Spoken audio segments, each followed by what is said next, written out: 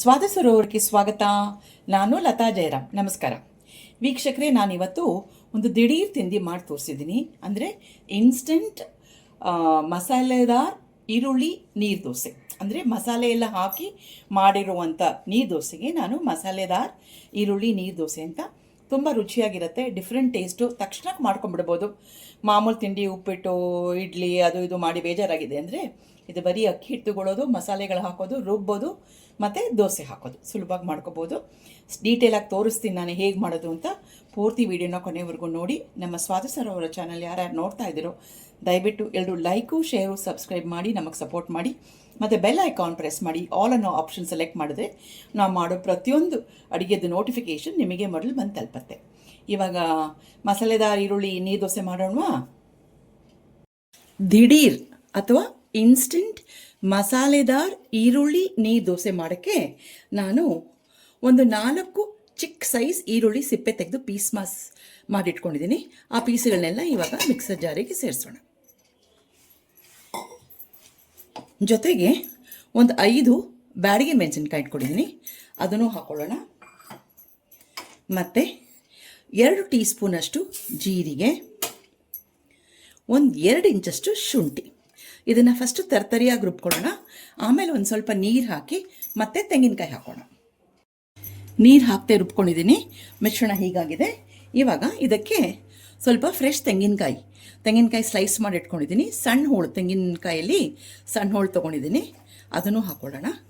ಮತ್ತು ಒಂದು ಅರ್ಧ ಟೀ ಸ್ಪೂನಷ್ಟು ಪುಡಿ ಇಂಗು. ಇವಾಗ ಇದಕ್ಕೆ ಒಂದು ಸ್ವಲ್ಪ ನೀರು ಹಾಕೊಳ್ಳೋಣ. ಸ್ವಲ್ಪ ನೀರು ಹಾಕ್ಕೊಂಡು ನೈಸಾಗಿ ರುಬ್ಕೊಳ್ಳೋಣ. ನೈಸಾಗಿ ರುಬ್ಕೊಂಡಿದ್ದೀನಿ ನೋಡಿ, ಈ ಕನ್ಸಿಸ್ಟೆನ್ಸಿಲಿ ಬಂದಿದೆ.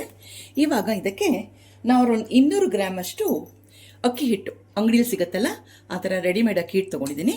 ಇದನ್ನು ಸ್ವಲ್ಪವಾಗಿ ಇದಕ್ಕೆ ಹಾಕ್ಕೊಂಡು ನೀರು ಹಾಕ್ಕೊಂಡು ರುಬ್ಕೊಳ್ಳೋಣ. ಈಗ ಒಂದು ಸ್ವಲ್ಪ ಅಕ್ಕಿ ಹಿಟ್ಟು ಹಾಕೋತಾ ಇದ್ದೀನಿ. ಜಾರ್ ಎಷ್ಟು ಹಿಡಿಯುತ್ತೋ ನೋಡಿಕೊಂಡು ಒಂದು 2 ಸಲ ಮಾಡ್ಕೋತೀನಿ ಇದನ್ನು.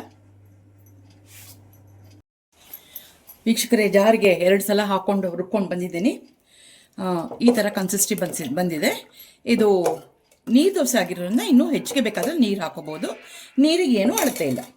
ಇವಾಗ ನೀರು ಹಾಕ್ಕೊಳ್ಳೋಕ್ಕಿಂತ ಮುಂಚೆ ನಾನು ಒಂದು ಸ್ವಲ್ಪ ತೆಂಗಿನಕಾಯಿನ ಚಿಕ್ಕ ಚಿಕ್ಕ ಪೀಸ್ ಮಾಡಿ ಇಟ್ಕೊಂಡಿದ್ದೀನಿ. ದೋಸೆ ತಿನ್ನಬೇಕಾದ್ರೆ ಬಾಯಿಗೆ ಸಿಕ್ಕಿದ್ರೆ ಒಂಥರ ಚೆನ್ನಾಗಿರುತ್ತೆ ಅಂತ ಹೇಳಿ ಇದನ್ನು ಜೊತೆಗೆ ಸೇರಿಸೋಣ. ಜೊತೆಗೆ ಒಂದು ಅರ್ಧ ಟೀ ಸ್ಪೂನಷ್ಟು ಜೀರಿಗೆ ಇಟ್ಕೊಂಡಿದ್ದೀನಿ, ಅದನ್ನು ಹಾಕ್ಕೊಳ್ಳೋಣ. ಮತ್ತು ಸಣ್ಣಕ್ಕೆ ಹೆಚ್ಚಿಟ್ಕೊಂಡಿರುವ ಕರಿಬೇವು ಸೊಪ್ಪು ಮತ್ತು ಕೊತ್ತಂಬರಿ ಸೊಪ್ಪು ತೊಗೊಂಡಿದ್ದೀನಿ, ಅದನ್ನು ಜೊತೆಗೆ ಸೇರಿಸ್ಕೊಳ್ಳೋಣ. ನೋಡೋಕ್ಕೂ ಚೆನ್ನಾಗಿರುತ್ತೆ. ಮತ್ತು ತಿನ್ನಬೇಕಾದ್ರೆ ಈ ಕೊತ್ತಂಬರಿ ಸೊಪ್ಪು ಕರಿಬೇವು ಬಾಯಿಗೆ ಸಿಕ್ಕಿದ್ರೆ ಒಂಥರ ಫ್ಲೇವರ್ ಅದರದ್ದು ಚೆನ್ನಾಗಿರುತ್ತೆ. ಇಷ್ಟು ಹಾಕಿ ಒಂದ್ಸಲ ಮಿಕ್ಸ್ ಮಾಡಿಬಿಟ್ಟು ಆಮೇಲೆ ಸ್ವಲ್ಪ ಉಪ್ಪು, ರುಚಿಗೆ ತಕ್ಕಷ್ಟು ಉಪ್ಪು. ಇವಾಗ ರುಚಿಗೆ ತಕ್ಕಷ್ಟು ಉಪ್ಪು ಹಾಕ್ಕೊಳ್ಳೋಣ. ಮತ್ತು ಒಂದು ಚಿಟಿಕೆ ಸಕ್ಕರೆ ಹಾಕಿದ್ರೆ ಇದು ಟೇಸ್ಟು ಚೆನ್ನಾಗಿ ಬರುತ್ತೆ, ಗರಿಗರಿಯಾಗೂ ಬರುತ್ತೆ. ಹಾಕ್ಬಿಟ್ಟು ಮತ್ತು ನೀರು ಹಾಕೋತೀನಿ. ನೀರು ಧಾರಾಳವಾಗಿ ಹಾಕ್ಬೋದು ನೀವು. ಇದೆಲ್ಲ ಹಾಕ್ಬಿಟ್ಟು ನಾವು ಒಂದು ವಿಸ್ಕರ್ ತೊಗೊಂಡು, ಈ ಥರ ವಿಸ್ಕರ್ ಇರುತ್ತಲ್ಲ ತೊಗೊಳ್ಳಿ. ಇದಿಲ್ಲ ಅಂದರೆ ಕಡ್ಗೋಲು ಇರುತ್ತಲ್ಲ ಮನೆಯಲ್ಲಿ, ಅದನ್ನು ತೊಗೊಂಡು ಸ್ವಲ್ಪ ಚೆನ್ನಾಗಿ ವಿಸ್ಕ್ ಮಾಡಿಬಿಡೋಣ. ನೊರೆ ಬರೋ ಹಾಗೆ ವಿಸ್ಕ್ ಮಾಡೋಣ. ನೋಡಿ, ಹೀಗೆ ವಿಸ್ಕ್ ಮಾಡಿಬಿಡಿ. ಚೆನ್ನಾವಾಗ ಉಪ್ಪು, ಸಕ್ಕರೆ ಮತ್ತು ತೆಂಗಿನಕಾಯಿ ಪೀಸು ಏನೇನು ಹಾಕಿದ್ದೀವಲ್ಲ, ಕೊತ್ತಂಬರಿ ಸೊಪ್ಪು, ಕರಿಬೇವೆಲ್ಲ ಚೆನ್ನಾಗಿ ಮಿಕ್ಸ್ ಆಗುತ್ತೆ. ಇವಾಗ ದೋಸೆ ಹಾಕೋಣವಾ? ಈಗ ಹೊರಗಡೆಯಿಂದ ಒಳಗೆ ಹಾಕೋಣ. ಈಗ ನೋಡಿ, ತೂತು ಬರ್ತಿದ್ರೆ ಅಂದರೆ ಅರ್ಥ ತವಾ ಚೆನ್ನಾಗಿ ಬಿಸಿಯಾಗಿದೆ ಅಂತ.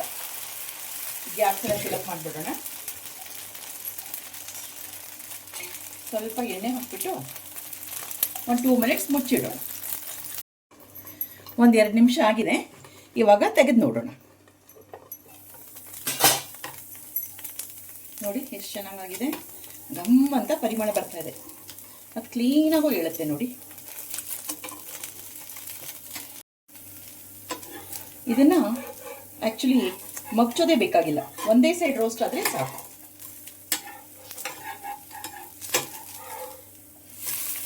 ನೋಡಿ ಎಷ್ಟು ಚೆನ್ನಾಗಿ ಬಂದಿದೆ.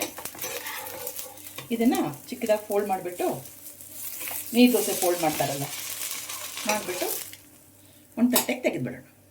ಈಗ ಇನ್ನೊಂದು ದೋಸೆ ಹಾಕೋಣವಾ?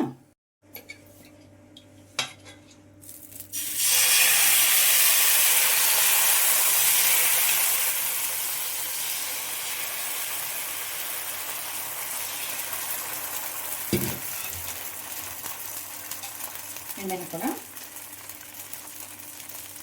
ಮತ್ತೆ ಒಂದೆರಡು ನಿಮಿಷ ಮುಚ್ಚಿಡೋಣ. ಈ ದೋಸೆನ ತೆಗೆದುಬಿಡೋಣ ಇವಾಗ. ನೋಡಿ ಕ್ರಿಸ್ಪ್ ಆಗಿ ಬರುತ್ತೆ. ನಿಮ್ದೇನು ರವೆ ದೋಸೆ ಅಂತಿರಲ್ಲ ಹಾಗೆ ನೋಡೋಕೆ ಹಾಗೆ ಇರುತ್ತೆ, ಟೇಸ್ಟು ಹಾಗೆ ಇರುತ್ತೆ. ಸುಲಭವಾಗಿ ಮಾಡ್ಕೋಬೋದು ನಿಮ್ಮ ಮನೆಯಲ್ಲಿ. ನೋಡಿ ಬೇಕಾದ್ರೆ ಇನ್ನೂ ದೊಡ್ಡದಾಗಿ ಮಾಡ್ಕೋಬೋದು. ಫೋಲ್ಡ್ ಮಾಡ್ಕೊಳ್ಳಿ. ಫೋಲ್ಡ್ ಮಾಡಿಕೊಂಡು ತಟ್ಟೆನಲ್ಲಿ ಹಿಂಗೆ ಇಟ್ಕೊಂಡ್ಬಿಡಿ. ಇದಕ್ಕೆ ಚಟ್ನಿ ಇದ್ದರೆ ಮಾಡ್ಕೋಬೋದು, ಚಟ್ನಿ ಇಲ್ಲ ಅಂದ್ರೇನು ನೀವು ಬರೀ ಚಟ್ನಿ ಪುಡಿ ಅದು ಇಟ್ಕೊಂಡು ತಿನ್ಬೋದು. ಯಾಕಂದರೆ ಇದಕ್ಕೆಲ್ಲ ಮಸಾಲಾನು ಹಾಕಿರ್ತೀವಲ್ಲ, ಖಾರ ಹಾಕಿರ್ತೀವಿ, ಮೆಣಸಿನ್ಕಾಯಿ ಹಾಕಿರ್ತೀವಿ, ಕೆಂಪು ಮೆಣಸಿನ್ಕಾಯಿ ಎಲ್ಲನೂ ಇರೋದ್ರಿಂದ ಮಸಾಲೆ, ಅದಕ್ಕೆ ಹೇಳಿದ್ದು ನಾನು ಇದು ಮಸಾಲೆದಾರ್ ಈರುಳ್ಳಿ ನೀರು ದೋಸೆ ಅಂತ. ಓಕೆ, ಈಗ ಚಟ್ನಿ ಪುಡಿ ಹಾಕಿ ನೋಡೋಣ ಹೆಂಗೆ ಕಾಣುತ್ತೆ ಅಂತ. ನೋಡಿ ವೀಕ್ಷಕರೇ, 2 ದೋಸೆ ರೆಡಿ ಇದೆ. ಅದ್ರ ಮೇಲೆ ಒಂದು ಸ್ವಲ್ಪ ಬೆಣ್ಣೆ, ಪಕ್ಕದಲ್ಲಿ ಚಟ್ನಿ ಪುಡಿ ಹಾಕ್ಕೊಂಡಿದ್ದೀನಿ. ಇದು ಮನೆಯಲ್ಲೇ ಮಾಡಿ ಚಟ್ನಿ ಪುಡಿ ಹೇಗೆ ಮಾಡೋದು ಅಂತ ನಾವು ತೋರಿಸಿದ್ದೀವಿ. ನಮ್ಮ ಚಾನಲ್ ನೋಡಿದ್ರೆ ಹುಡುಕಿದ್ರೆ ನಿಮಗೆ ಖಂಡಿತ ಸಿಗುತ್ತೆ. ಸುಲಭವಾಗಿ ಮಾಡ್ಕೋಬೋದು. ಸೊ ಈ ಮಸಾಲೆದಾರ್ ಈರುಳ್ಳಿ ನೀರು ದೋಸೆ ಒಂಥರ ಡಿಫ್ರೆಂಟ್ ಟೇಸ್ಟು, ತುಂಬ ಚೆನ್ನಾಗಿರುತ್ತೆ, ವಿಭಿನ್ನವಾಗಿದೆ ಅಂತ ಹೇಳ್ಬೋದು. ಹೋಟೆಲ್ ಟೇಸ್ಟೇ ಬರುತ್ತೆ ನಿಮಗಿದು. ಮನೇಲಿ ಸುಲಭವಾಗಿ ಮಾಡ್ಕೋಬೋದು. ಅಕ್ಕಿ ನೆನೆಸೋದು, ರುಬ್ಬೋದು ಏನೂ ಬೇಕಾಗಿಲ್ಲ, ತಕ್ಷಣಕ್ಕೆ ಮಾಡ್ಕೊಂಬಿಡ್ಬೋದು. ಮನೆಗೆ ಯಾರೋ ಅತಿಥಿಗಳು ಬಂದು ತಕ್ಷಣ ಮಾಡ್ಬೋದು. ನೀವು ಟ್ರೈ ಮಾಡಿ, ನಾನು ಹೇಳಿದ ರೀತಿಯಲ್ಲೇ ಮಾಡ್ಕೊಳ್ಳಿ, ಸುಲಭವಾಗಿ ಆಗುತ್ತೆ. ರುಚಿನೂ ತುಂಬ ಇಷ್ಟ ಆಗುತ್ತೆ ನಿಮಗೆ. ಪದೇ ಪದೇ ಮಾಡ್ತೀರಾ, ಮನೇಲಿರೋರೆಲ್ಲ ಪದೇ ಪದೇ ಕೇಳ್ತೀರಾ. ಇಷ್ಟು ಹೇಳಿ ನಮ್ಮ ಈ ವಿಡಿಯೋನ ಮುಗಿಸೋಣ. ಮುಂದಿನ ವಿಡಿಯೋ ಸಿಗೋಣ. ಅಷ್ಟವರೆಗೂ ನಮಸ್ಕಾರಗಳು.